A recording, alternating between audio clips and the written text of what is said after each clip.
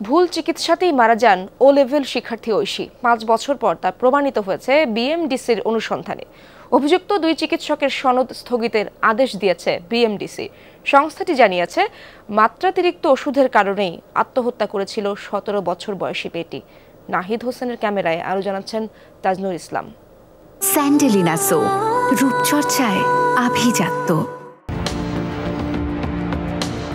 ও level পরীক্ষার প্রস্তুতি নিচ্ছিল শ্রেয়সী আহমেদ ঐশী।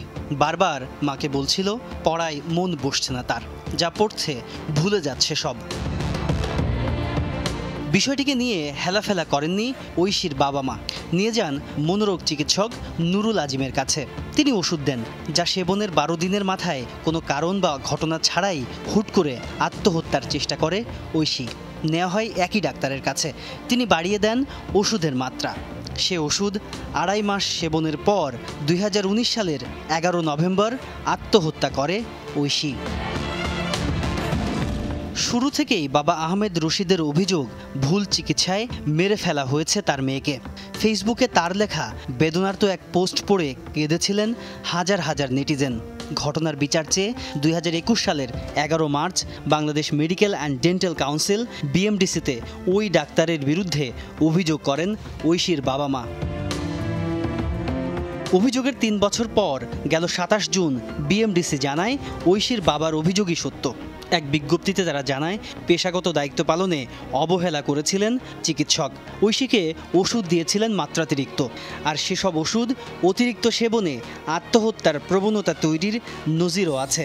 ঐশীর বেলায়ও কি তাই হয়েছে?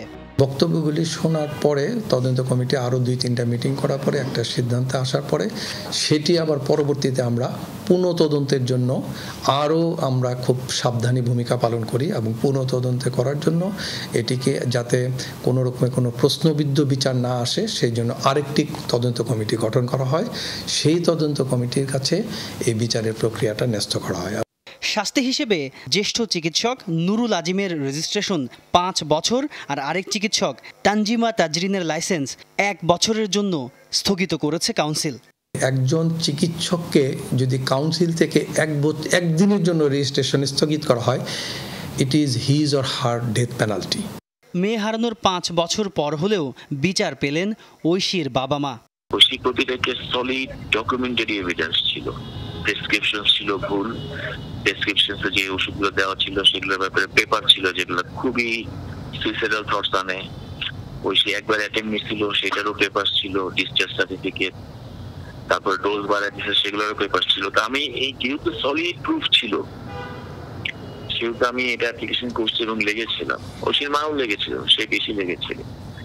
এই কবরস্থানেই চিরনিদ্রায় রশিদ শর্মিষ্ঠার আদরের মেয়ে শ্রেয়সী আহমেদ ঐশী। বিচার পেয়ে কৃতজ্ঞ তারা।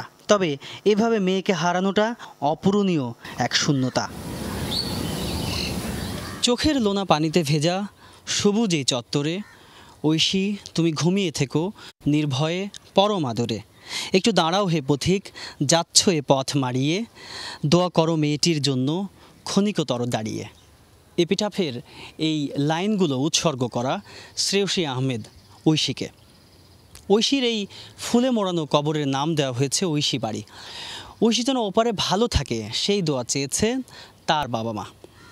তাজনুর ইসলাম, যমুনা নিউজ, ঢাকা।